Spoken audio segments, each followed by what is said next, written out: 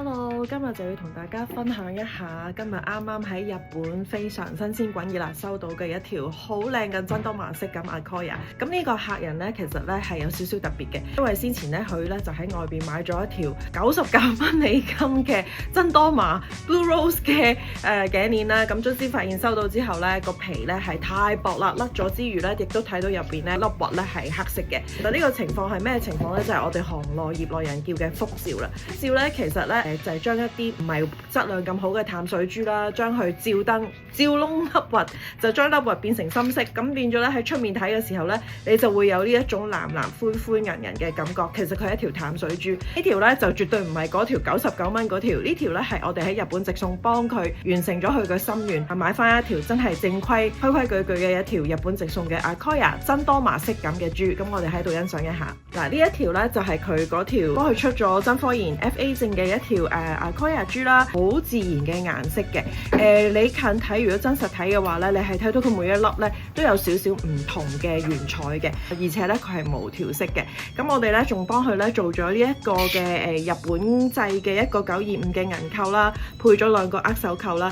咁嘅話咧，其實佢將來咧，如果佢其他鏈都係有握手扣嘅話咧，佢其實可以握手扣駁握手扣，可以做一條長嘅毛衣鏈嘅，絕對咧係非常 versatile 嘅呢條鏈。咁喺度睇埋佢個證書，呢個證書就係佢個真科研證書啦。咁呢個咧就係 FA 證啦。咁咧就寫明個點位咧係8至8.5啦，大點位嚇。Akoya 嚟講8至8.5已經係大點位，同埋咧係寫住係無調色嘅，所以呢條珠咧性價比非常高。